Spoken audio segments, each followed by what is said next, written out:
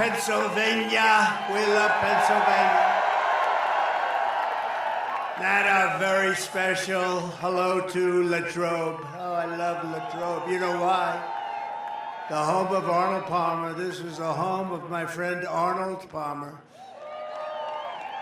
And he loved Latrobe. You know, he turned out to be one of the greatest golfers in the world. He started off very, very poor. He had no money, just had a lot of talent and a lot of muscle. He was a strong guy. And his father, you know, worked at Latrobe Golf Course. And he was a laborer there. He actually, they called him in those days sod carrier. He's a very strong man. He'd carry sod.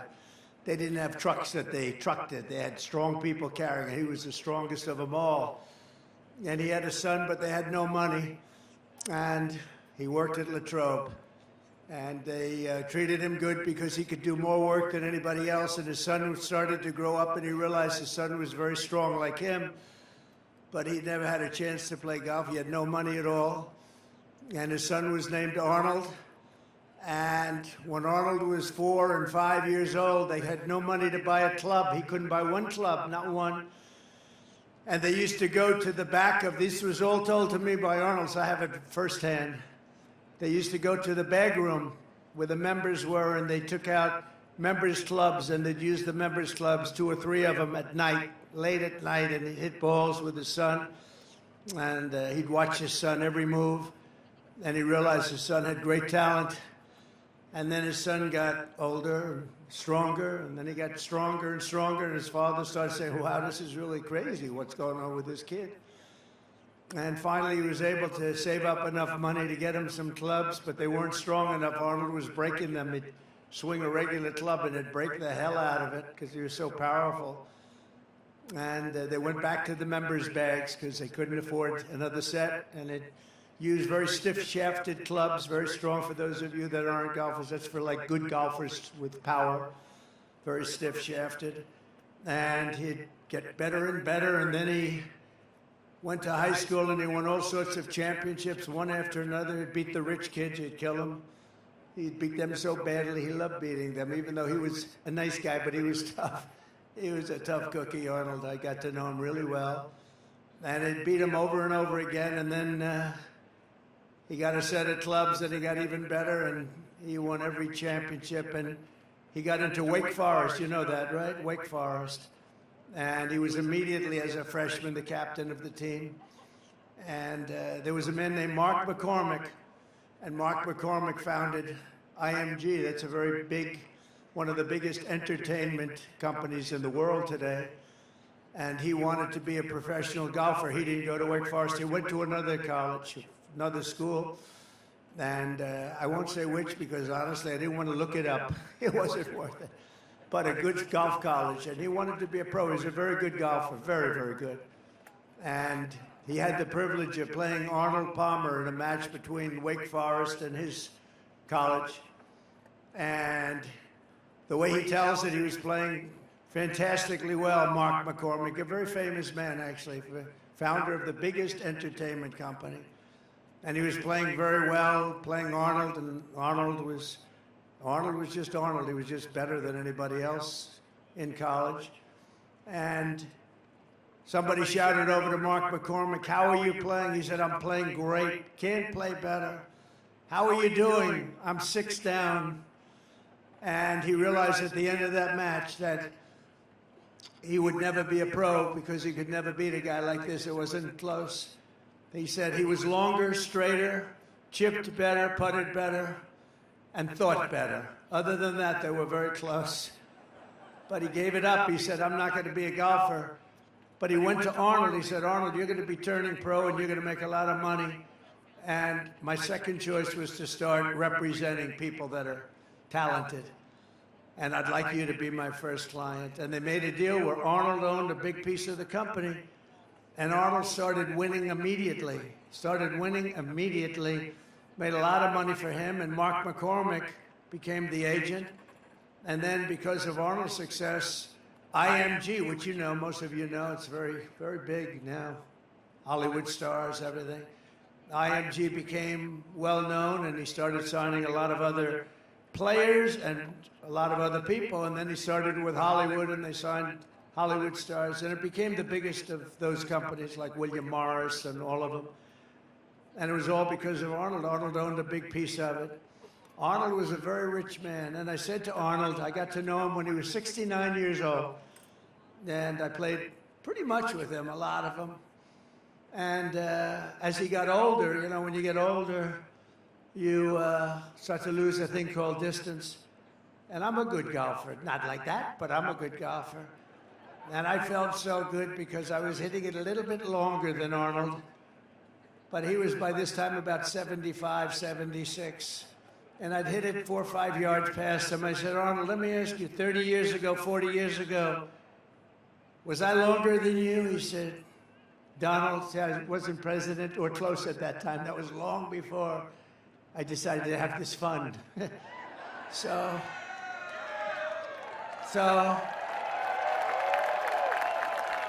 no, this is, no, you're talking about a great man. I said, Arnold, and he was still plenty long, but I said, Arnold, do you think I was longer than you like I am now, 30, 40 years ago? He goes, Donald, let me tell you a little secret.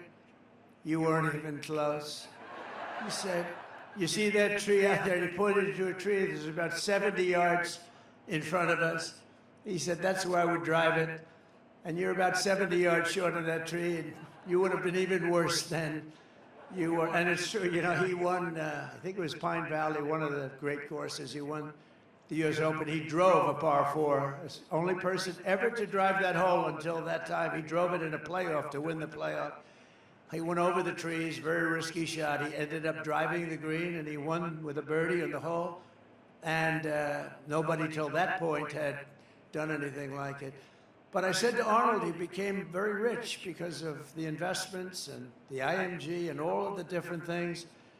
And I said to Arnold, just out of curiosity, you could live anywhere in the world. You could live on the Pacific Ocean. You could live on the Atlantic Ocean. You could live anywhere in the world. Why did you choose to stay? And part of the beauty is that because he made money right away, a lot of times it takes a pro years before they start making the money. It's a very, very difficult sport, actually. But he started right away making money. And you know the first thing he bought was Latrobe Golf Club. And you know the first thing he did? He took his father from a laborer to make him the course superintendent. How cool is that? And then ultimately his father became the manager of the club. And Arnold was so proud, and his father was good. He said, one thing with my father, nobody's going to steal on me. He said that, and I said that too. I said, there's something nice. And then I took Arnold, when he was quite old, in all fairness, we took a helicopter from where he was in Florida to Doral. I own Doral, which is a great place. And it's got 4 courses, many championships. Many of the best championships were at Doral. And I was building these beautiful, they call them villas, about 88 units in each one, hotel villas. And I named them after the 10 greatest golfers, including like Jack Nicklaus, Tiger Woods, Ben Hogan, Gary Player, Slammin', Sammy Snead, all great players. And I said, Arnold, I really want to name one after you. Would you like it? He said, I'd love it. I'd be honored to have that. And we flew down for the opening ceremony to cut a ribbon for the Arnold Palmer Villa. And it's, to this day, people just love it. And I'll never forget the day. He was having a little hard time. He was a little older. He hit the 80s. He hit the 80s. But he was still, when he got up there, he had that magic like nobody had. And you know, there were a few golfers that you could say maybe slightly better, a few, not many, but there was nobody that had his magic. He was a thriller. He was unbelievable. He knew how to win, and he knew how to just do whatever it was that electrified a crowd. If I had him here right now with me, this crowd would be going absolutely crazy. They'd say, Trump, get off the stage. We want Arnold Palmer to speak. He would electrify a crowd, and he would go for shots that nobody else could do, and they were risky as hell, and sometimes it wouldn't work out, but usually it did with him. he was an incredible man. He was an incredible champion, and he came from Latrobe. And so when I said a couple of days ago, I said, where are we going to be today? They said, sir, we're going to be in Latrobe. I said, do you know what that means? No, sir. What does it mean? I said, that means Arnold Palmer. Because Arnold told me he could be, and I knew he could be. They wanted him everywhere. Just like I wanted to name a villa after him. Everybody wanted him. He could have been in any place he wanted. He said, no, this is where I want to be. This is the place I love. I mean, how good is that, right? And he died a very proud owner of this course, and he was always tinkering with it. I said, Arnold, what are you doing? He said, well, I'm moving the whole 4 yards back. I said, nobody knows the difference, Arnold. He said, I don't care. I love it. I love this place. He could not get enough of Latrobe. So, you know, I've been here before, and I've told the story before, not in this kind of detail. Because, you know, you have these teleprompters. If I would read it off a teleprompter, it wouldn't be so good, right? And it would be a lot shorter. It wouldn't be as good. And I didn't want to do that. I said, when I come here, I'm going to tell them the real story of Arnold. But Arnold Palmer was all man. And I say that in all due respect to women, and I love women. But this is a guy that was all man. This man was strong and tough. And I refuse to say it, but when he took showers with the other pros, they came out of there, they said, oh my God, that's unbelievable. I had to say it. We have women that are highly sophisticated here, but they used to look at Arnold and say, man, but he was really something special. Arnold was something special. So I just want to tell you, you're very lucky, the people that live in Latrobe, and it's an honor for me to be here because of him. And he was actually he was a great man, and I don't think there would be golf to the extent that you have it today. It probably wouldn't be that way without the great Arnold Palmer. So enjoy it, everybody. Enjoy it. And I had to tell you the shower part of it because it's true. What can I tell you? We want to be honest. We want to be upfront. It's true. But I'm thrilled to be back in this incredible Commonwealth with thousands of proud, hardworking American patriots. I'd like to begin by asking a question. Are you better off now than you were 4 years ago? After living through this nightmare of inflation, invasion, and humiliation, you know what the invasion is, right? Invasion by the southern border. What they've done to our country is unbelievable, allowing more than 21 million people into our country. Many of them are murderers. Many of them are drug dealers, and they're from mental institutions. He says, send them back. You're right. Do you come from Latrobe by any chance? Yeah, he does. But Americans are ready to be free from Kamala Harris. Do you know that whenever I use the word Harris, everybody says, who's Harris? They have no idea who Harris is. That's true. They have no idea who's Harris. But Kamala, and to reclaim the future that is rightfully yours, you're going to reclaim it. This election is a choice between whether we will have an incredible 4 more years of failure. It's such a horrible 4 years. We had a horror. Think of everything they touch turns to everything. Inflation, Afghanistan. How about Afghanistan? Most embarrassing moment in the history of everything they've touched. Even now, he's telling Israel, everything he said to Israel was exactly the opposite. He's the greatest. I will say this about Biden. He's the single greatest expert on foreign policy in history. You know what that means? If you did the exact opposite of what he suggested every single time, you'd go down as the greatest foreign policy president in history. If you did the exact opposite. Everything's a failure. And he's telling Bibi Netanyahu, don't do this, don't do that, don't do this. All our great congressmen are there. Don't do any of these things. And Bibi didn't listen to him, and I tell you what, they're in a much stronger position now than they were 3 months ago, that's for sure. Nobody's ever seen anything like has happened. And Bibi called me today, and he said, it's incredible what's happened. I said, it's pretty incredible. But he wouldn't listen to Biden, because if he did, they wouldn't be in this position. And she's worse than him. She's not as smart as him. And I'm not saying he's the smartest. I'm not saying he's the smartest, but she's not as smart as him. And I think maybe, you know, based on early results, maybe he'd be doing better than her. You know, we have results coming out where we actually now don't have to rely on the polls. We're doing good in the polls, but we don't have to rely on the polls. Remember, they stole the election from an American president.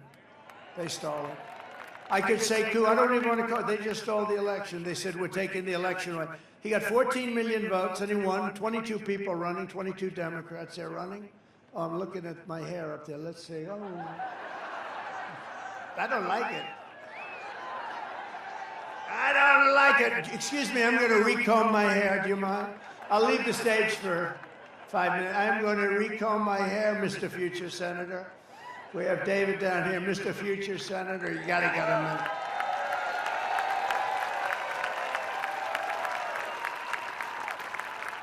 We're doing good, too. Well, let's keep it the way it is. Let's just keep going, right? We'll trudge through it. But this election is a choice between whether we will have 4 more years of failure and disaster, and that's what it's been. It's been failure. We're disrespected all over the world. They're laughed at all over the world. They're laughing at him and they're laughing at her. The other night they had Catholic Charities. They had the biggest event, the Al Smith dinner. It's the biggest event of the year for Catholics. And she's the only one in years, decades, that didn't show up. She didn't show up. She wouldn't be there. She wouldn't be there. She said no. And she ended up doing a tape that was pathetic, and it was an insult to Catholics, frankly, because she was actually sort of knocking them or knocking religion. Then she had the other event the other day where she said, you're in the wrong location, when they started talking about a certain subject, right? They're in which basically was a knock on Christianity and a knock on religion, because she doesn't know what the hell she's saying. But there had been a failure, it's been a disaster, or you're going to have 4 years, and they will be the 4 greatest years in the history of our country if we make the proper decision. You've got to make that decision.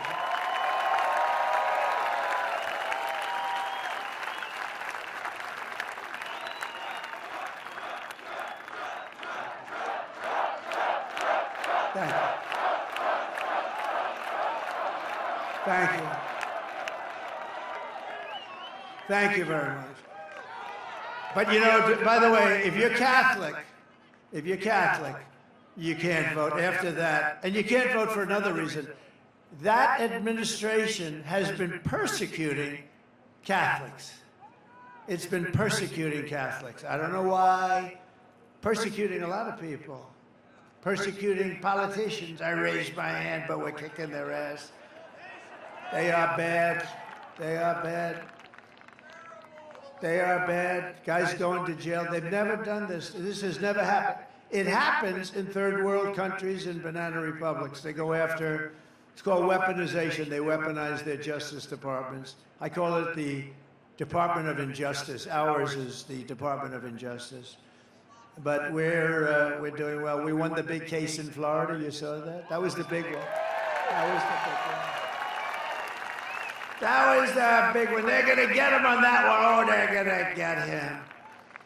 We had a judge who was brilliant and fair and very smart. She ruled against them, very strongly against them. These are dishonest people that we're dealing with. But we won that, and we have other ones. We have them on the ropes. Remember, they were going to have me in all sorts of trouble. I'm going to be in trouble. And in the meantime, it's just weaponization of government. It made me more popular. It actually made me more popular, I think. It's crazy. Because people can see, and they're smart, and we could sometime explain it. but one after another. You had Fani, F-A-N-I, which is usually pronounced Fanny.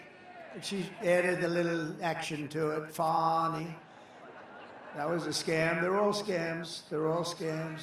It's a corrupt system, and it's a corrupt Justice Department, and it's a corrupt DA, corrupt attorney generals. They use it to get elected because you can't get elected with open borders, with transgender operations all over the place, with men playing in women's sports, with high taxes and bad schools, no school choice. You can't get elected with all. I could go on for 10 minutes. Your vote will decide whether we give up on America or whether we save America. It's the most important election you're ever going to have. It really is.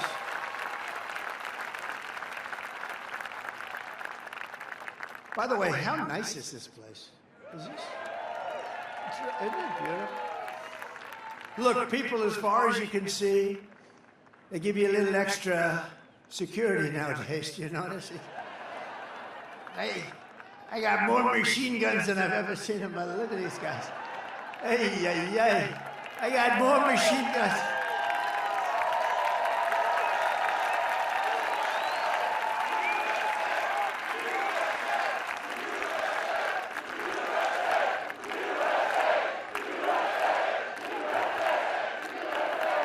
I never saw guns like that. I said to my son, Don, he knows a lot about guns. And Eric knows they're great shots. They really understand. I said, what kind of a gun is that? They said, Dad, you don't even want to know. They are serious guns. We got more guys, and every one of them is like central casting, too. Holy shit. I'm looking. They look like Arnold Palmer. They look like Arnold. Can't look better than Arnold. But with your support, we'll bring back our nation's strength, dominance, prosperity, and pride. We're going to do it. This will be America's new golden age. 100 years from now, the presidential election of 2024 will be looked upon as America's greatest victory. I hope that's true. Because we've been through so much together, and the finish line is finally in sight. After 4 horrendous years, Kamala Harris can't say one thing that she'd do differently, right? You heard that. If you vote for me, I will end inflation. I will bring jobs back to our country. We'll flood our shores with companies and jobs. We'll seal our borders immediately. And we'll let people in. You know, we had the safest border in the history of our country.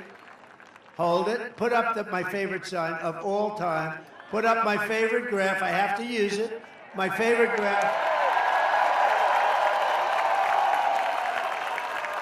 So the red arrow on the bottom, that's the lowest number of illegal immigrants to come into this country. And by the way, we want people to come into the country, but they have to come in legally, just so we understand, right? She's going, yeah. We want them. We need them. We're going to need them because we're going to have so many companies come in just through adjustments in tariffs and taxes. They're going to come pouring into our country. And they're going to stay here because we're going to protect them with tariffs. The word tariff is the most beautiful word in the dictionary. More beautiful than love. More beautiful than respect. No, less beautiful than religion, though. I don't want to get into that argument. But the word tariff is the most beautiful word in the dictionary. Remember that. It's going to make our country rich. And our politicians were too stupid for so many years, or something else was going on. He goes crooked. That could be, because it's so simple to understand. But look at that. So that was the day I left office, that lower red arrow. That's the lowest point. And look what happened to our country after that. Look at that. And that was done by Border Patrol, which we love. Oh, by the way, Border Patrol gave us their total and complete endorsement.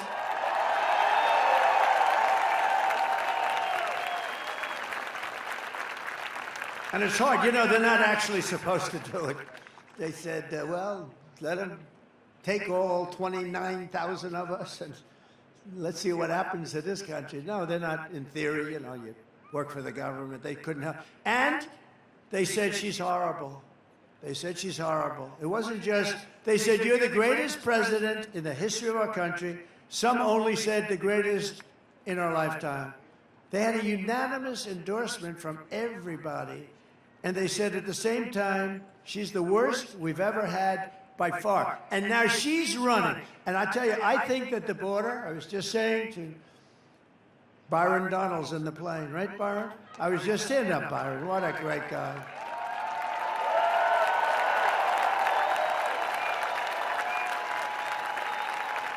Look at that black hat. So, you know what? You know who the founder of that hat is? Elon Musk. He wore it. He's like the founder. And I said, you know, we sell that. I think we sell about 2 a year. Now it's the hottest hat we have. And you know, Elon came up. Elon Musk gave us his total endorsement. How good is that, right?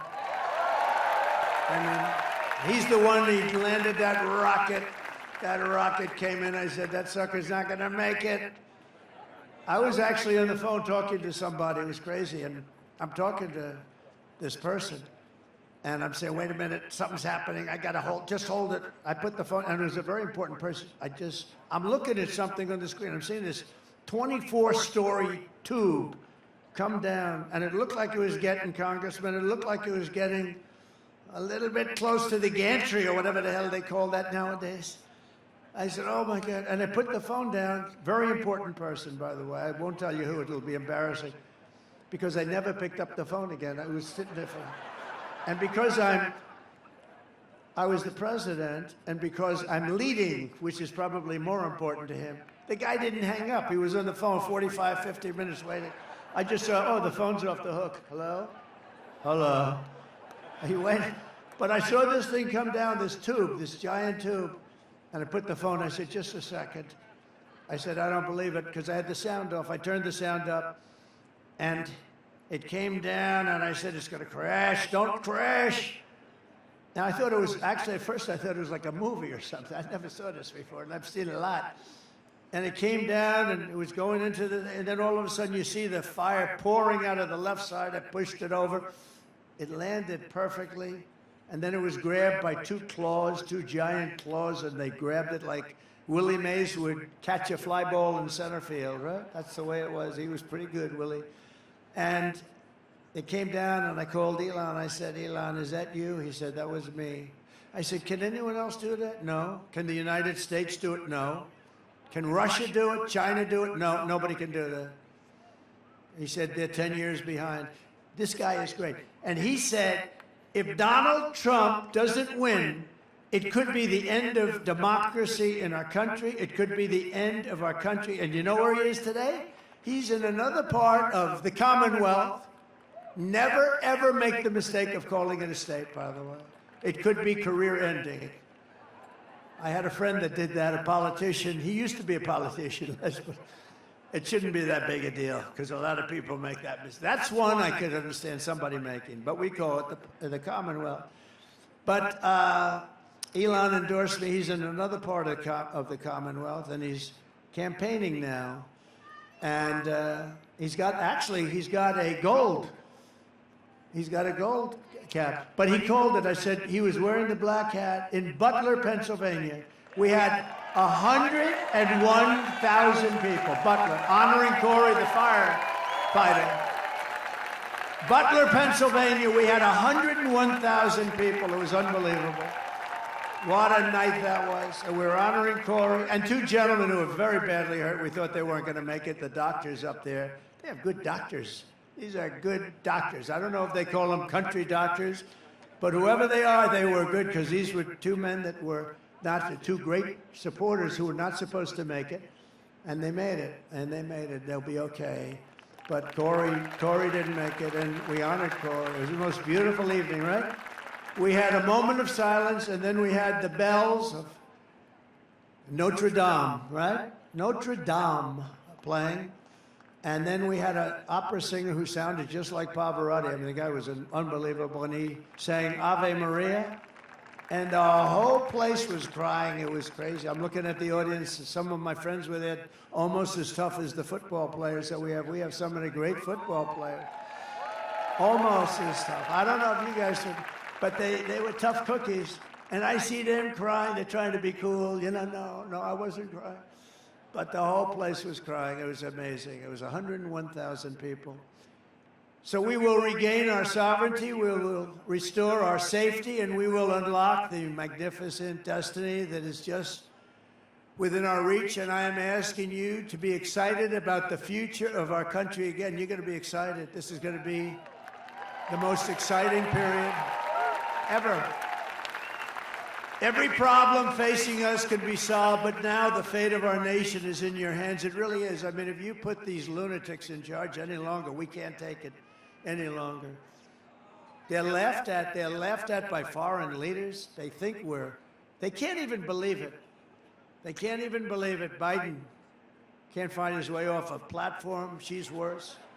I wonder if she's going to have any trouble. No, she should be probably okay in that regard. But she's worse up here. Pennsylvania, you have to stand up and you have to tell Kamala Harris, who shouldn't be there, she's a threat to democracy. The way they took over, they call me a threat to democracy, right? She's a threat to democracy because she shouldn't even be the candidate. They should have picked a candidate fairly, not just given her because they want to be politically correct. I mean, whether you like him or not, you know, we had the debate, and his numbers went down. He didn't have a good night, but that can happen. But, you know, that happens, and the numbers go down, and they went down, and they went into him. They said, we're not going to let you run. We're going to take it away. That's crazy. Nancy went in. Chuck Schumer went in. Some of the people went in. They took it away from him. They just took it away from him. It's bad. And that is a threat to democracy, if you think about it, right? That's a real threat to democracy. But you have to tell Kamala Harris, and by the way, I think he would have, let's see what happens, and I may be wrong, but let's see what happens. I think he might have done better than she's going to do, because all we had to do is expose her as a lunatic left, further left than Pocahontas. Do you know who Pocahontas? Elizabeth Warren. She's further left than Pocahontas. And I don't want to get into that stuff, but her mother said she was Indian because she had high cheekbones. That's what she said. And then she went out and did a test because I was driving her crazy calling her Pocahontas. So she fell for the trap. And she did a test, and she was so happy because it came back 1,014. Remember? 1,014. And that was it. That means I had more Indian blood in me than she had, and I have none. I have none. I'd like to have some. I would like to have some, I'd be honest. But I have more, and I have none. But she was so happy when she got, think of that. Think of that. That was what happened. That was the end of her career. You know, that was the end of her presidential run. She was leading for the president. And when she said, and you got to understand, just these are the people we're dealing with. She took that Indian heritage, and based on the fact, and this is her statement, this is not me. There's no racist anything in me, not a drop. But this is not me. Her mother told her this, that she had high cheekbones, and therefore she was part Indian. And based on that, she applied to colleges, she applied for jobs, she applied for the U.S. Senate, and everyone's forgotten that crap right now, but I never forget it. But she went out, and she had the test, and the test was ridiculous at basically, and then I said that I have more than she does. And I would love to, I will tell you, but she's bad news. But she's radical left crazy. She drives people. What she does to business people is horrible. She's a horrible person, but she's radical left. And Crazy Bernie is radical left. And this one, Kamala, is further left than them. So you have to tell Kamala Harris that you've had enough, that you just can't take it anymore. We can't stand you. You're a shit vice president. The worst. You're the worst vice president. Kamala, you're fired. Get the hell out of here. You're fired. Get out of here. Get the hell out of here, Kamala. Early voting in Pennsylvania is now underway. Go and vote. Just go and vote. Get out there, and if you've not registered to vote, you only have 2 days left. You have to get out there and register immediately. Does everybody promise they're going to register? Okay. Boy, look at the crowd. Wow. Wow. Hello, everybody. How did the flyover look? Good? Good. You know, it feels like you're very close to the ground. I said, are we okay here? You know, when you're, it looks like okay from here, but let me tell you, when you're in that plane, that sucker feels low. I'm saying, I hope everything's working nicely on that plane. With your help, 17 days from now, we are going to win Pennsylvania. We're going to defeat Kamala Harris, and we are going to make America great again, right?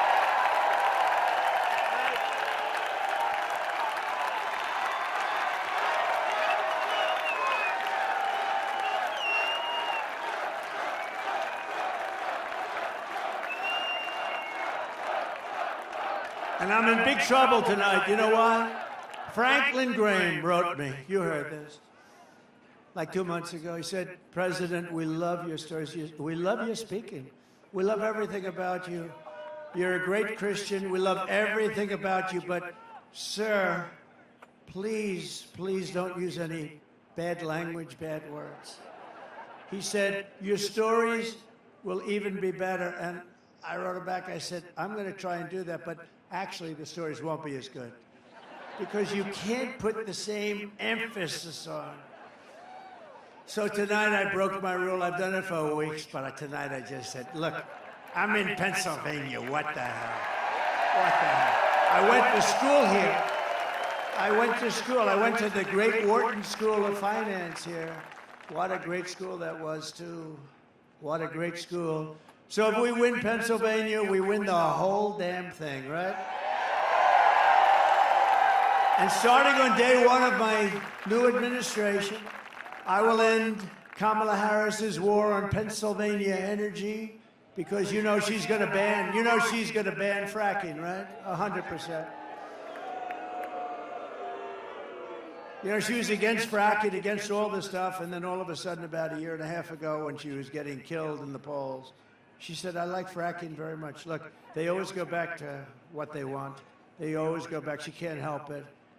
She's a radical left Marxist. She can't help it. But we're going to end that, and we will frack, frack, frack, and drill, baby, drill. We're going to drill, baby, drill. We're going to be drilling so deep.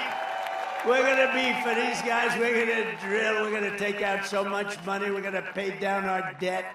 We're going to lower your taxes. You know, I gave you the largest tax cut in the history of our country. And the biggest regulation cuts in the history of our country. And we had the best economy in the history of our country. And we had the best border in the history of our country. Other than that, what the hell? I did other things, too. I rebuilt the military. And unfortunately, they gave a lot of it away to the Taliban. These geniuses, these stupid people like Milley, General Milley. Remember his performance in Congress? General Milley and Mattis, all these guys, what a bunch of lightweights. But we have great generals, but they're the ones you don't see on television. They're the ones that actually have to fight. Like, we defeated 100% of the ISIS caliphate with great generals and we have a great military, but not the ones you see on television. Not the movie actors that you see. Kamala has said repeatedly she wants to ban fracking, which would kill over 500,000 jobs in Pennsylvania alone. Watch this.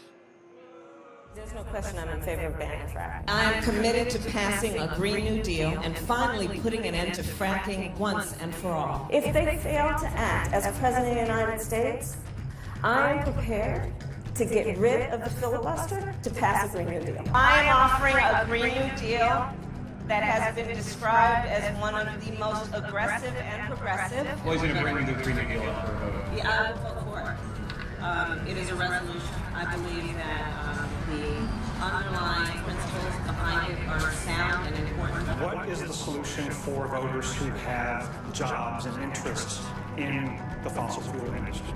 Giving the workers an ability to transition into the jobs of the future. Can we afford it? Of course we can afford it. It's not about a cost.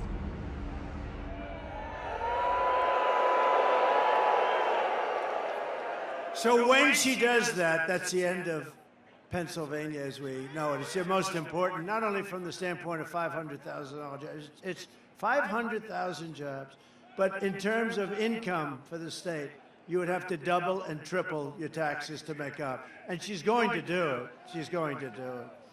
She's going to do it. And you know the other thing, the taxes, you know what an unrealized capital gain is? Okay, it's called, I'll tell you what it is, communism is what.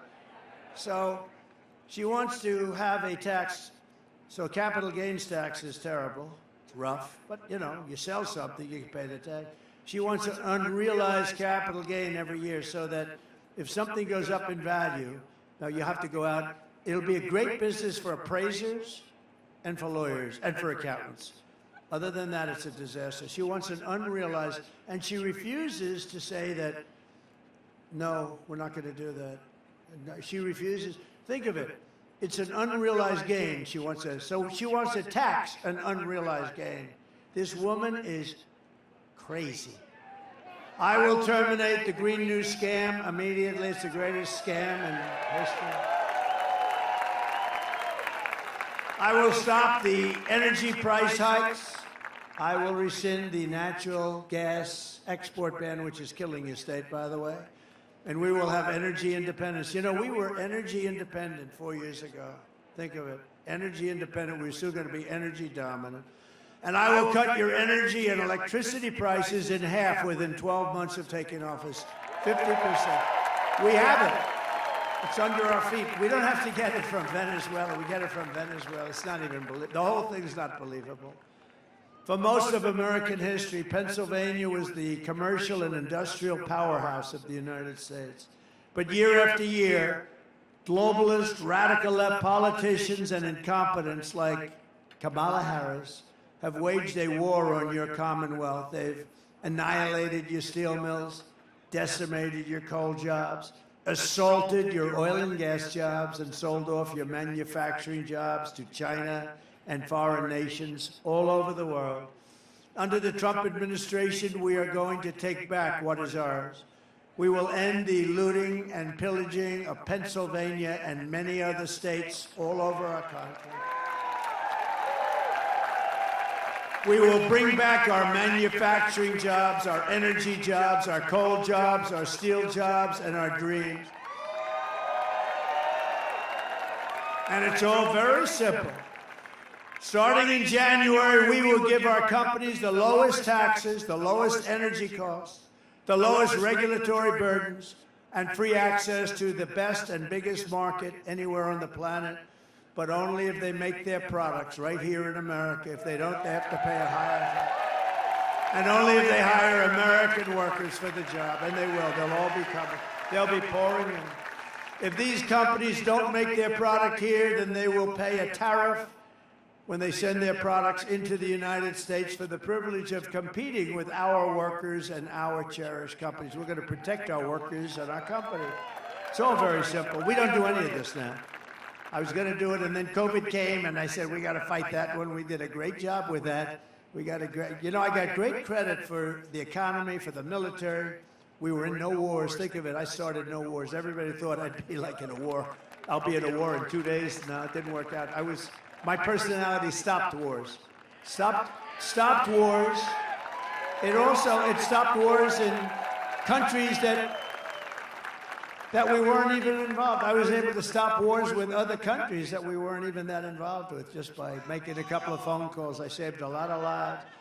We will call this policy the Build It in America plan, because when foreign leaders and CEOs call me up to complain about our tariffs, my answer will be very simple to them. Build it in America, build it in Pennsylvania. We're going to build a lot. We're going to have all those hulks that you have all over the place, the big empty hulks that we have all over our country. They're going to be loaded up with with companies, they'll probably be, honestly, they'll be ripped down and you'll see modern buildings built, modern manufacturing built.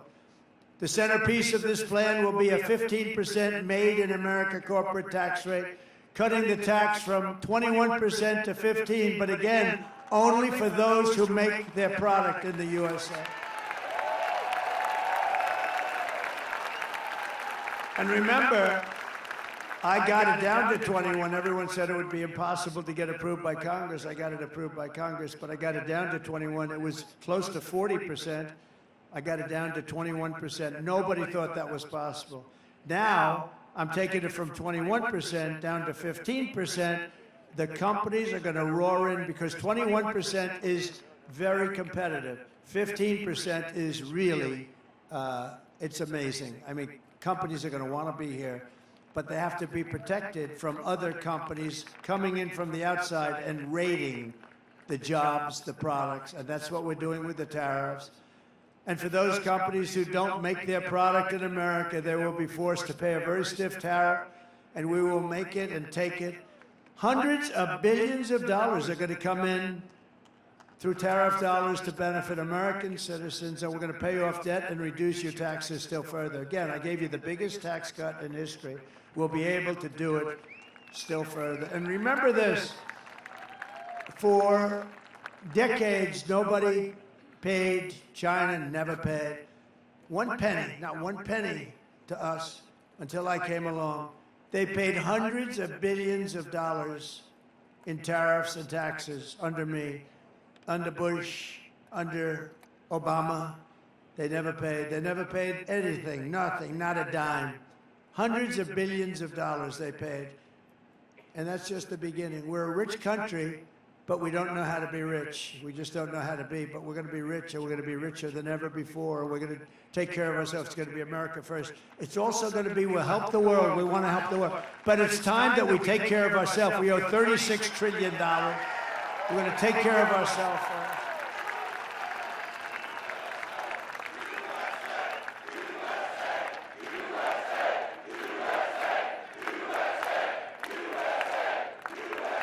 And I will never apologize for defending America. I will protect our workers. I will protect our jobs. I will protect our borders. I will protect our families. And I will protect the birthright of our children to live in the richest and most powerful nation on the face of the earth. And I will also protect our steel industry. If you remember, if you guys remember, we were going to lose our steel. We had the worst policy on steel. China was coming in and others dumping steel onto our shores. And we would have had no steel industry left. And I put a tariff, a big tariff on all steel coming in. It was not good steel either. It was what we call dirty steel. It's bad steel, bad structurally, very dangerous actually. But they were dumping steel into our country, destroying our steel mills. And I put a big tariff and it all stopped when I did that. It all stopped. And we took in hundreds of billions of dollars, and it all stopped. And you know, we slashed foreign steel export. All these exports that were pouring in, they stopped to the level of about 25%. Nobody could believe it, and I hadn't even started yet. We were just getting ready. We were going to make this country richer than it had ever been before. You know, in the 1890s and 1880s, our country was actually the richest it ever was. They had to form committees to determine how are we going to spend this vast wealth. We had so much wealth, relatively speaking, so much wealth, more than anybody by far. And they formed up blue ribbon committees. How are we going to spend the money? We don't know how to spend it. Wouldn't that be a nice problem to have? And it was all a tariff cut. We were a tariff country. And McKinley was president. William McKinley was actually a great president, was assassinated, by the way. He was assassinated. You know, being president is a very dangerous profession. If you're an auto racer, you know how many people die? About 1/10%. If you're a bull rider, that's dangerous. That's more dangerous than playing in the NFL, right, fellas? What do you think? I think it's a little more, I don't know, it's pretty dangerous. We got a couple of big deals over here. But I think that bull riding stuff, that looks bad. 1/10%, about the same as the auto racing. If you're president, take a look. It's about 5%, 6%. That's a lot better.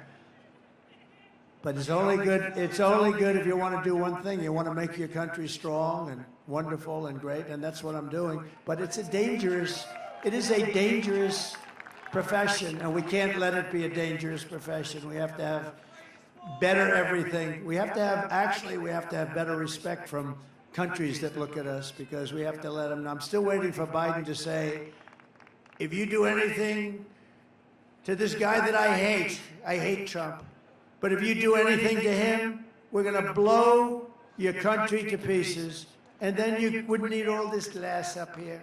You wouldn't need all the glass. And other presidents have said that.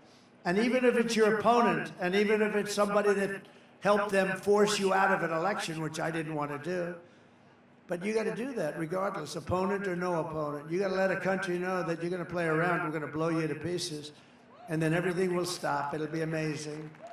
But today I'm honored to receive the endorsement of 3 union locals representing U.S. Steel, Mon Valley. And if they want, I'd like to call them up to the stage, including union leaders Brian Pavlak and Richard TK and Jason Zugais. Would you come on up here, fellas?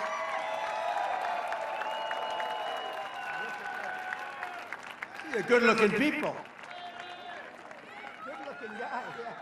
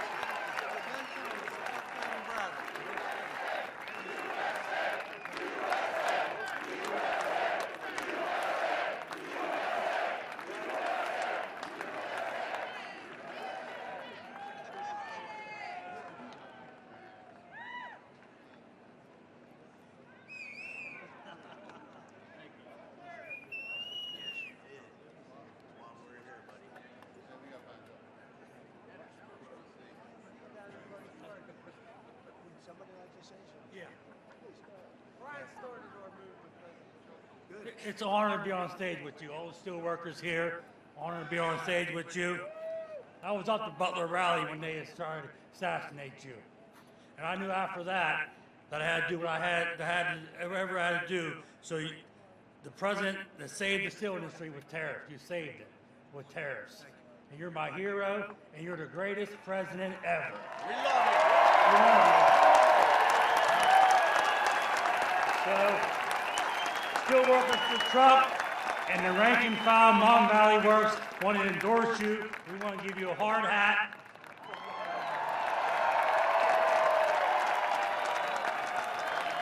And also another hat, too. Well, thank you, President Trump. Thank you. Yes. It's such an honor.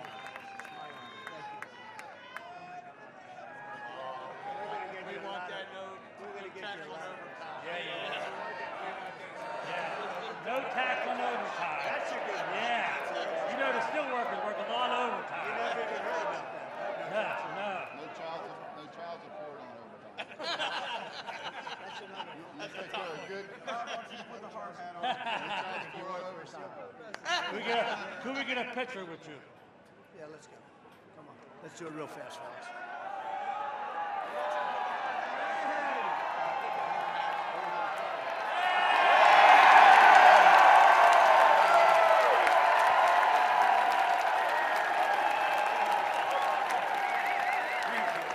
Thank you, everybody.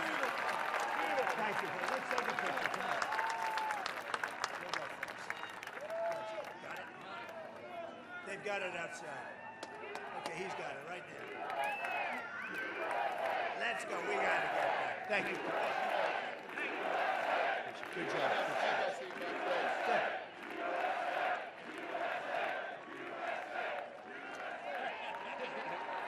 So awesome. Thank you. Thank you very much. That's a lot of strength up here. A lot of great people, actually. I'm also thank you very much. Have a good time, fellas. Thank you very much. Thank you very much. They said you did stay. We really did. We saved the steel industry in this country. Now we're going to make it really powerful again, along with autos. Great guys, great people. Those are great people. I'm also, and that have been beaten up for a lot of years unfairly because we had stupid politicians or corrupt politicians. I'm not sure which. I'm also honored to have the overwhelming endorsement of the rank and file membership of the Teamsters. That never happened before. Never happened before. Never happened before. And also we have something else, the law enforcement. Virtually every group in the United States from law enforcement, every single group, the sheriffs, the police, the fraternal order, 400,000 police, they all endorse me. So thank you very much. Thank you. I don't think she has one. She's a disaster. She wanted to defund. She was involved in defund the police. I think when you defund the police, that's the end of that.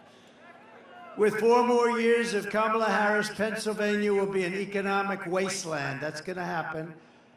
And I'll tell you, with me, you're going to make more money than they've ever made before. You're going to have the best salaries, the lowest taxes. You're going to be doing better than you ever did. And we're going to put this into motion fast. You can do it very fast. It's very simple, too. Kamala's inflation has already cost the typical family over $30,000 in higher prices, and now she wants to raise typical family taxes by nearly $3,000 a year. Just take a look at this video, please. Kamala Harris is going to significantly raise taxes. Taxes are going to have to go up. Kamala's plan will raise families' taxes by nearly $2,600 a year. Under Kamala, prices have already soared. Now she'd make it worse with even higher taxes. Taxes are going to have to go up. President Trump will cut taxes again. No taxes on tips, overtime, or Social Security. Donald J. Trump, I approve this message. You like the overtime, right, fellas? That's I figured you had something. That's right. You're not worried about the tips. You like that overtime, right? But a lot of people like the tips.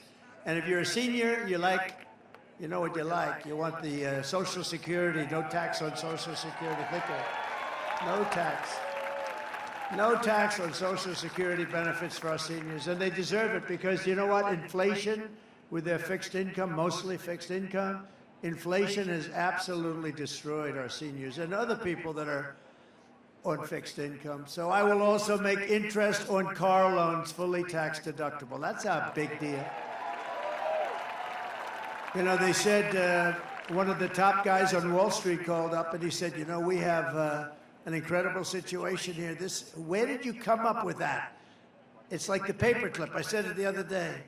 Like 125 years ago, some guy took some steel and he bent it around a little bit. He came up with a paperclip, and other people looked at it. He made a lot of money, very rich man. And they said, why the hell didn't we think of it? You know, the one having to do with the deductibility of car loans.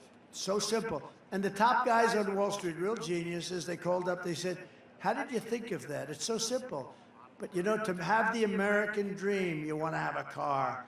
And this will make, and I think this is going to be fantastic for Detroit and South Carolina and Tennessee and all of the areas that produce cars. One thing I have to say also, we have in Mexico, and I've been talking about it for the last year and a half, China is getting ready to build massive car plants, massive, which would wipe out Michigan, would hurt you, but would wipe out Michigan. Detroit would be gone.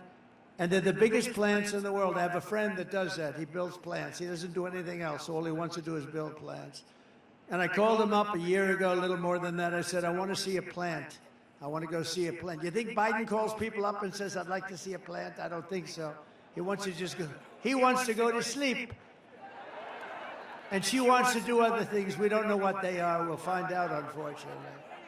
No, but I said, I want to see a plant. He said, well, I can't really take you to the U.S. because we're not building the good ones. But the big ones are being built in Mexico. I said, what do you mean Mexico? They're being built by China. And they're the biggest in the world, actually. And one plant will be doing more than all of Michigan. So I said, this is not good. And then they think they're going to take the cars, build them, and sell them over to the United States or go around a little horn and sell them to the United States and destroy our automobile. And it would destroy. So I said, I've had it. And I started talking about tariffs. We're going to put massive tariffs on these companies that are coming in and destroying our jobs and our companies. And so I went very public with it for the last 4 months about tariffs. I love tariffs. I love tariffs, what they can do for your income and protection, and even third-party things you can do just by the threat of tariffs, because we're the pot of gold. We won't be the pot of gold long if we don't do something. So I was making a speech the other day in Detroit at the Economic Club, which is a great place, beautiful, and talking about cars. And I saw the man that is the great car factory builder who I know, John. I won't give his full name, but John. And I saw him, and I said, could I see you after the speech? I made the speech. I went to see him. I said, how are those plants coming, the big ones in China? They said, sir, they just canceled them because they think you're going to get elected, and they don't want to build them because they won't be able to pay tariffs. We just canceled them. I didn't even do anything. And I just saved Detroit. I just saved every car-making state. No, but think of it. I thought to myself, just the threat of tariffs, they canceled these multi-billion-dollar auto factories. Auto machines is what they really are. Now, will I get credit for that? I don't think so, but we know. But he just said, because of you, they think you're going to get elected. They think you're going to charge tariffs that are so much that it won't be possible for them to survive. And China just canceled those big, beautiful factories that would have destroyed our country in terms of automaking. And, you know, I think it's great. And now people are starting to see it. They're saying that was a pretty good thing to do. I didn't even do anything. Just the mere threat of that beautiful word kept what we have. Don't forget, a lot of it's been taken over 50, 60 years. We were the greatest powerhouse. We will have that back soon. I think we can compete with it. We will have that back soon. We're going to have so many auto plants and so many steel plants built in this country now. So simple, too. It's so simple. And you know, I've been talking about this for the last couple of months, and people are starting to understand it. They're starting to understand it. And you know, China does it. They've been doing it for a long time. They say, we don't want your cars. If you want to build a car, you build it in our country. They did it with Harley Davidson in India. They charge a 200% tariff on a motorcycle. They said, if you want to do this, you have to build it. We don't want your motorcycles. We're going to charge you 200. Harley Davidson said, we don't sell any in India. Tariff's too high. I said, what are you going to do? They said, we've got to build a plant over there, sir. We're the only one that doesn't do it because we're ruled by corrupt and stupid politicians, but we're doing it now. As we build our economy, we'll also restore our borders. For 4 straight years, Kamala has imported an army of illegal alien gang members and migrant criminals from prisons and jails they come, from insane asylums and mental institutions, and all around the world. They come from Venezuela to the Congo. They come from the Congo now. A lot of them are coming out of the jails of the Congo. And she's resettled them into our communities to prey upon our innocent American citizens. No, we're not going to do that. When I win on November 5th, the migrant invasion ends and the restoration of our country begins. We're not going to have it.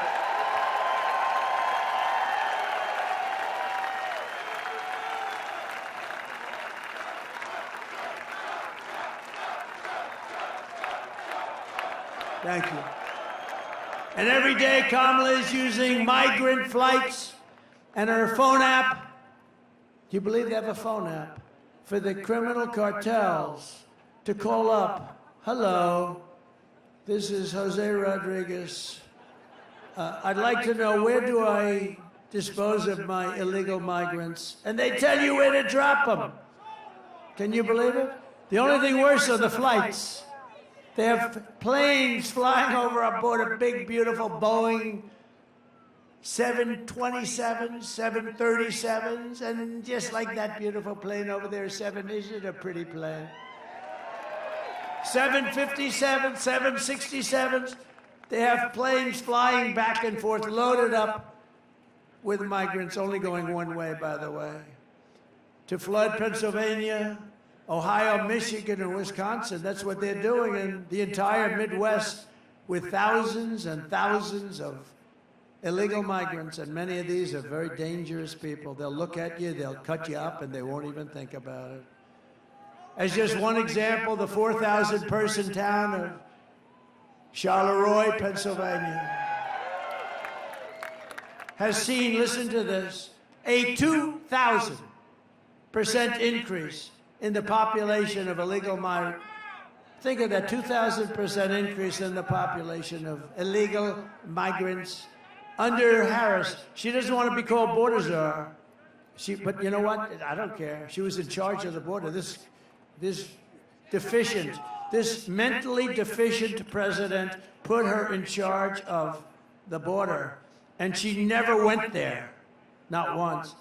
And she never, when the Border Patrol last week endorsed me so strongly, I asked them, how often did you speak to her? You were dealing with her.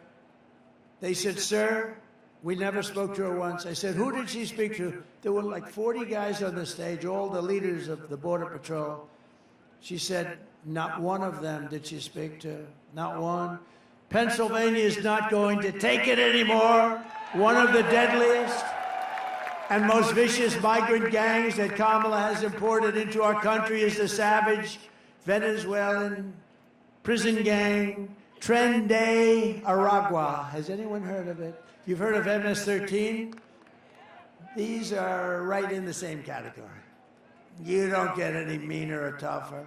But they're taking over apartment complexes, like I do. I'm in the real estate business also, isn't it?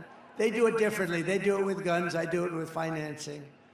And unleashing a violent terror spree all across America. This is happening all over. Let's watch.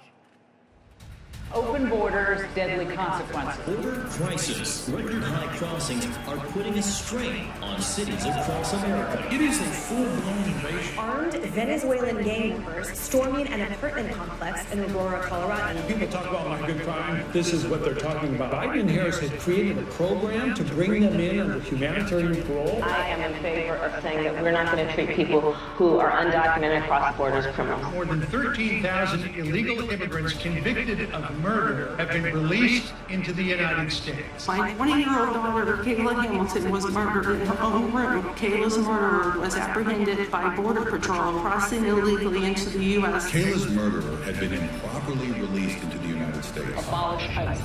Yeah, we need to probably think about starting from scratch. An Afghan national was in custody today after being accused of plotting an election day terrorist attack. The suspect entered the U.S. on a special immigrant visa. More than a dozen people suspected of being Tren de Aragua gang members right here in San Antonio. The gang members had been terrorizing the apartment complex. New details in the murder of Laken Riley. The illegal immigrant suspect, who cops say committed the heinous murder, is a Venezuelan national. And was paroled and released into the country by the Biden administration. 2 men investigators say are in the country illegally from Venezuela are charged with capital murder in the death of Jocelyn Nungaray. Court documents suggest a group of men arrested for beating and robbing a Dallas woman last month are members of a Venezuelan street gang. Manuel Hernandez was booked by Colleyville police just 2 days earlier and released the day before the robbery.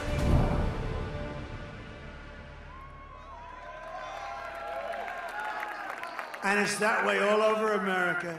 And I say it's a much bigger, you know, the polls are saying that the biggest problem is inflation and the economy. I say that's a bigger problem. I'd move inflation and the economy to number 2. That is a bigger problem because that's destroying the fabric of our country. The United States is now an occupied country. But November 5th, 2024 will be Liberation Day in America. It's going to be Liberation Day. under Kamala Harris, 13,099 illegal alien convicted murderers are on the loose right now in the United States of America. Can you believe it? Just this week, 2 illegal alien members of the same savage Venezuelan gang were arrested in New York for robbing, shooting, and murdering a 59-year-old man in a Connecticut hotel. One of these illegal alien monsters was a gotaway. Do you know what that is? These are the illegal gotaways. And the other was caught but then released into our country by Kamala Harris and her horrible, horrible free open borders. Immediately upon taking the oath of office, I will launch the largest deportation program in American history. We have no choice. I don't want to do it. The record right now is Dwight Eisenhower, a moderate president that couldn't stand, he just couldn't stand what was happening with the border. Many years ago, Dwight Eisenhower, General Eisenhower, he's a good president, but he was a moderate person, but he has every record. He just couldn't stand watching the borders be crossed by people that weren't citizens of our country.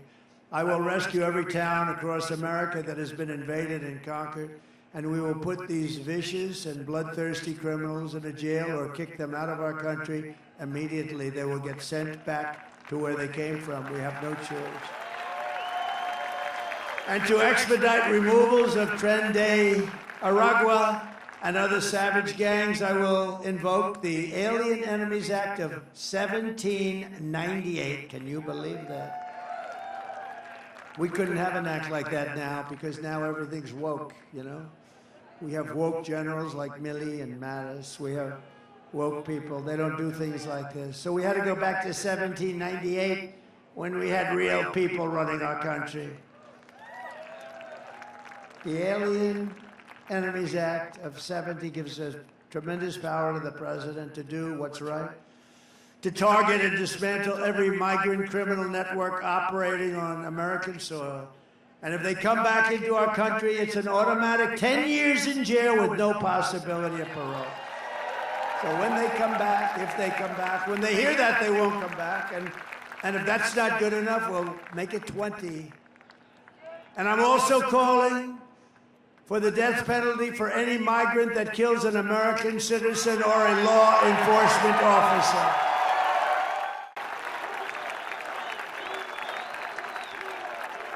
Kamala's invasion is also bankrupting Medicare and Social Security. She wants to give millions of illegals the benefits you work for your entire lives. And by the way, by talking about education, Social Security, all of the different benefits, that's why people are pouring up into our country. If you say you're not going to get it, they won't come. They're coming because we say, come on up, like that idiot governor from California, Gavin Newsom. Gavin Newsom. Did you see the other day he signed a bill that you are not even allowed to ask a person whether or not they have voter ID? If you ask them, it's a criminal penalty. If you say, sir, I'd like to see your voter ID, they want to put you in jail for saying that. We're not going to stand. I'm going to get that thing overturned so fast. He just signed the bill. Because we want, ultimately, one-day voting. We want paper ballots. We want voter ID, and we want proof of citizenship. And we're finished. And we'll have quick, fair elections that will cost 8% of the cost of these very beautiful, fancy machines that go up to Mars and around and down and all over the place. You ever see this?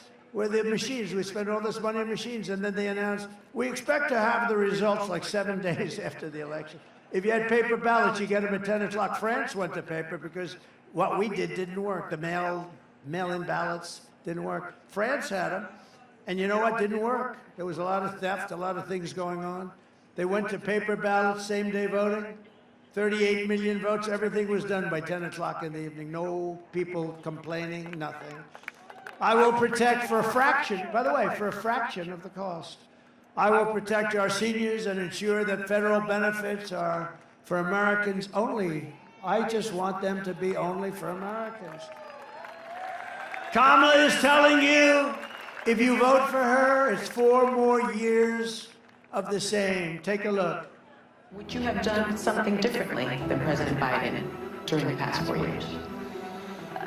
There is not a thing that comes to mind. I stood there on the tarmac watching you check your watch. The chaotic and deadly U.S. evacuation from Afghanistan stunned Americans and the world and cost the lives of 13 U.S. soldiers. Would you have done something differently? There is not a thing that comes to mind. More than 13,000 illegal immigrants convicted of murder have been caught at the border and then released into the United States. An Afghan national is in custody today after being accused of plotting an election day terrorist attack. The suspect entered the U.S. on a special immigrant visa. Fetching new details of the murder of Georgia nursing student Laken Riley. The illegal immigrant suspect, who cops say committed the heinous murder, is a Venezuelan national who crossed the unsecured southern border back in 2022. 2 men investigators say are in the country illegally from Venezuela are charged with capital murder and the death of Jocelyn Nunnery. A fifth illegal immigrant accused of attacking 2 New York City police officers over the weekend showed no remorse or regret. Would you have done something differently? There is not a thing that comes to mind. Only 18% say the economy is in excellent or good condition. US inflation has hit a new 40-year high, increasing by 9.1% over the financial year. The cost of homes have spiked. Home buyers need to earn 80% more than they did in 2020 to afford a house. Were you the last president ever? Yes. That's it. Huh? You do nothing different than the worst administration in the history of our country. The happiest person in life. He just turned over 100 years old now. He's over 100. He turned a few weeks ago. Jimmy Carter. He's the happiest man around. You know why? Because he looks brilliant compared to this administration. The Carter administration is brilliant compared to these people. He didn't destroy our country at the border. Pennsylvania, if you want to end this disaster, you must get out and vote. You have to go and vote. Get everybody you can. And ladies and gentlemen, we can start really well. There's a man, I'm going to call him up real quickly. His name is David McCormick. He is a great man. Been successful at everything. He's smart. He's tough. Everything he did turned out to be great, and I think this is going to be just a start. Vote for him for the Senate. Your particular senator right now is a total stiff. Thank you. Who says he's my best friend? He just announced he's for me with tariffs. I don't know the gentleman. This is the guy that's going to do it. David McCormick. Thank you, Mr. President. Well, Mr. President, it all comes down to Pennsylvania. It all comes down to the Keystone State. We've got to put you back in the White House so we can have strength and common sense policies and fight back on this crazy liberal agenda, the weakness of Kamala Harris that has taken us over the cliff. So we're with you, Mr. President, 100%. We're going to fight for you, but we also got to get a majority in the Senate so we can put those common sense policies in place, and that's why we got to retire Bob Casey, 30-year career politician. He's weak, and he's voted 100% with the crazy liberal agenda of Biden-Harris. We got to send Bob Casey home. And, Mr. President, first time today, I just heard this an hour or two ago, good news. First public poll that says McCormick's in the lead over Casey. We're going to win this. But we need to fight for the next 17 days, no sleep, take our country back. Thank you, Mr. President.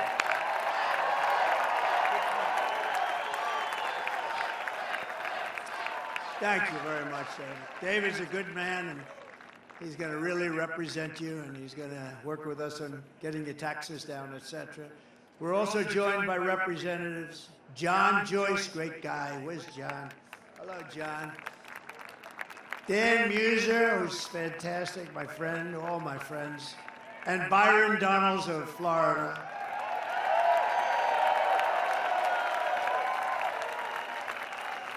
And also, I tell you, if you're a football fan, these guys are good. I guess they're going to the game a little bit later or something. Are you going to the game? Are you going, or are you going to watch it on television? Former NFL stars Antonio Brown. Oh, he was a good player. He was a good player. and Le'Veon Bell, really good players. And Mike Wallace, come on up, fellas, come on up.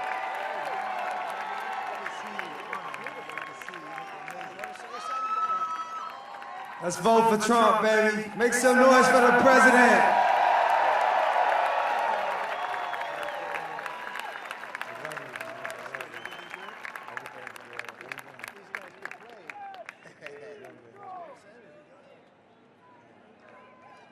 Let's go, Trump. You already know. Vote Trump. Let's go. Here we go, Steelers. Here we go, Steelers.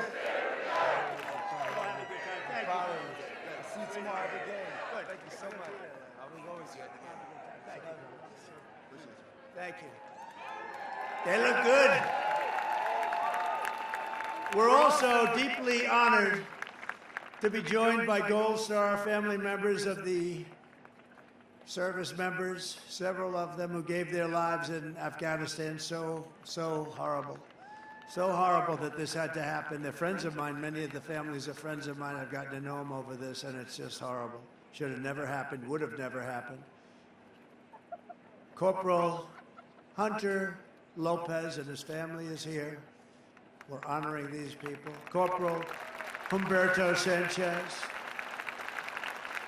Staff Sergeant Taylor Hoover. Sergeant Nicole G. And Corporal Kareem Nikui.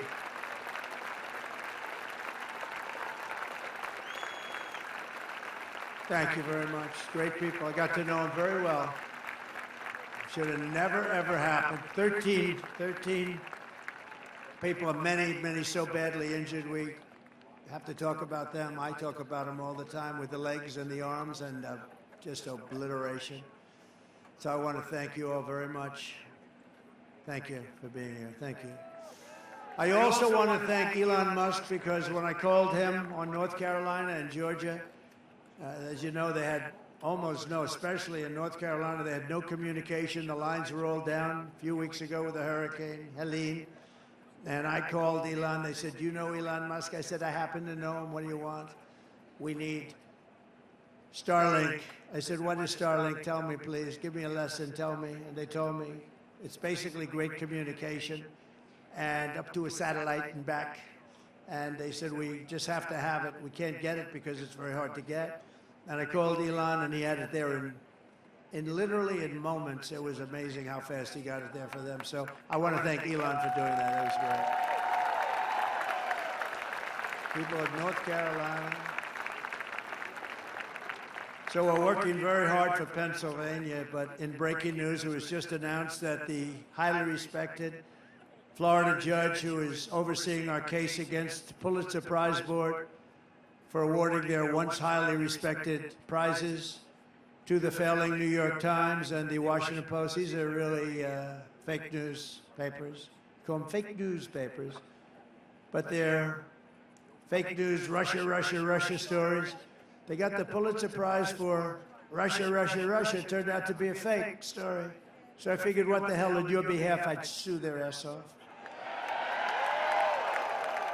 And he's ordered Discovery to move full speed ahead. He wants it to go. That means that we will be able to learn the full scale of their lies, deceit, and wrongdoing, and we'll hold these radical lunatics accountable for the lying that they've done to the American people. What they've done is incredible. Think of it. They got the Pulitzer Prize for their great reporting on Russia, and then it turned out to be a hoax, and now everybody knows it. So I want them to return those Pulitzer Prizes, and I think lots of damages should be awarded to a lot of different people. So here are the facts. Kamala Harris is a radical left Marxist rated even worse than Bernie. She destroyed our economy. She was an original creator of defund the police. And anybody who wants to defund it cannot be president of the United States. We cherish our police. And we're going to give them back their respect and their dignity and let them do the job. And crime will fall. Kamala Harris vowed to abolish ICE. These are tough people. I know a lot of tough people right in this first few rows. They're not tough like these guys. As California Attorney General, she redefined child sex trafficking, assault with a deadly weapon, and rape of an unconscious person as totally nonviolent crimes. She pledged to confiscate your guns and endorsed a total ban on handgun ownership. She even called for free sex changes for illegal aliens and detention at taxpayers' expense. She lied about working at McDonald's, a simple thing. You know, I think very soon, maybe tomorrow or something, I'm going to McDonald's to work the French fry. I think I'm doing it tomorrow. And I think it's at a place in Pennsylvania, and I'm going to stand over that French fry. You know, she lied about her. You know, it's a very basic thing to say. They'll say, oh, look at all that press. That's a lot of press. But they're going to say, oh, it's so basic. It is basic. But the basic is easier to understand. She said, as part of her resume, for years, I worked at McDonald's, you know. It's probably tough. But she never worked there. It turned out to be a hoax. So on top of all of this, Kamala turned on our military and wants to make them woke. Take a look at our real military. Just take a look at it.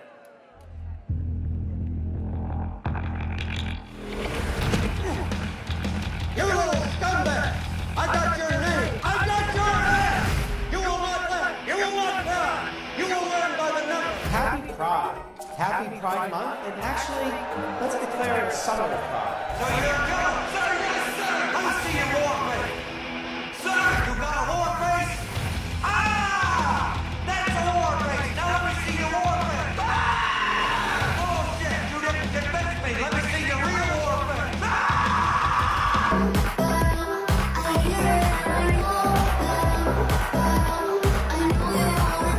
You will be a weapon. You will be a minister of death, ready for war. But until that day, you are cute. You're the lowest form of life on earth. You're not a human fucking being. You're nothing but unorganized, grabastic pieces of amphibian shit. Abracadabra, these bitches know I got answers the way I want to be like the best part. You ran down, cracked your mom's ass, and ended up with the brown stain on the bathroom.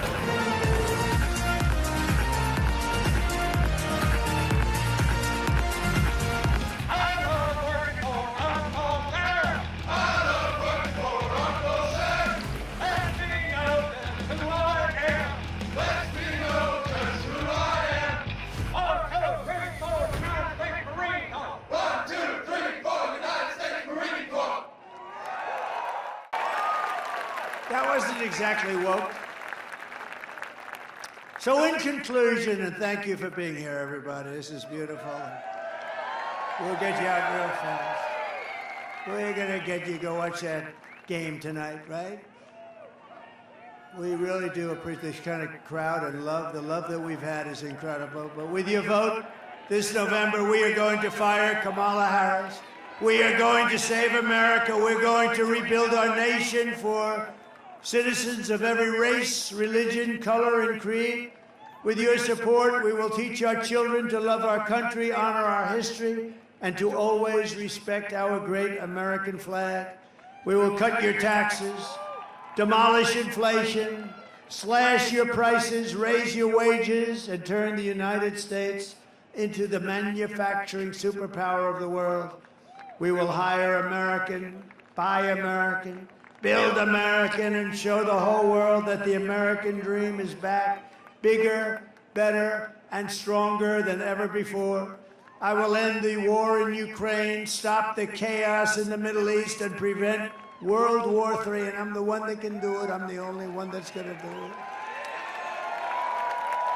I will crush violent crime and give our police the support, protection, and resources. And we have to give them respect again. We're going to give them respect like they've never had. And they're going to get rid of crime, and they'll get rid of it quickly and efficiently. We cannot live with the kind of crime that we're living with in our country today. We will strengthen and modernize our military. I rebuilt our military, and now we're going to modernize it still further. We will build a missile defense shield, all made in the USA, including the Commonwealth, is going to build a lot of it. We're entitled to it. We're entitled to it. Others have it. We want it too. And we will land an American astronaut on Mars. Get ready, Elon. Get ready. We got to land it. We got to do it quickly. But a lot of that has to do with military, the space. You know, I created Space Force, and it's going to go down, in my opinion, it's just about the most important with time, of the forces. We were way behind Russia and China, and now we're leading them by a lot. It was a great thing. Space Force, first time in 82 years since Air Force that this happened. We will rebuild our cities, including our capital in Washington, D.C., making them safe, clean, and beautiful again. We will get critical race theory and transgender insanity the hell out of our schools. And we will immediately keep men out of women's sports. I will defend religious liberty, I will restore free speech, and I will defend the right to keep and bear arms, our Second Amendment. And we will end sanctuary cities and stop illegal immigration once and for all. We want people to come into our country, but they have to come in legally. After years of building up foreign countries, defending foreign borders, and protecting foreign lands, we will finally be going to build our country, defend our borders, and protect our American cities, suburbs, and towns. We will protect them like they have never been protected before. We will not be invaded. We will not be occupied. We will not be conquered. That's what they're doing. This is an invasion into our country of a foreign military. We will be free and proud as a nation again. Everyone will prosper. Every family will thrive, and every day will be filled with opportunity and hope. But for that to happen, we must defeat Kamala Harris and stop her radical left agenda once and for all. It will happen. It will happen. We want a landslide that's too big to rig. So early voting is underway. Get everyone you know and vote. After all we have been through together, we stand on the verge of the 4 greatest years in the history of our country. These will be 4 of the greatest years in the history of our country, and it's going to happen quickly.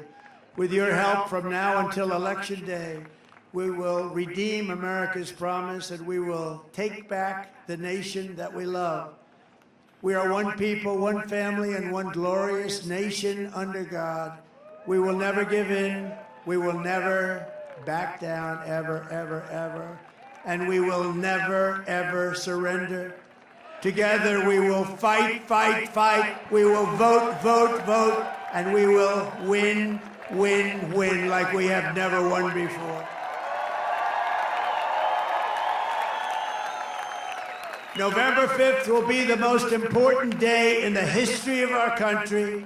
And together we will make America powerful again. We will make America wealthy again. We will make America healthy again. We will make America strong again. We will make America proud again.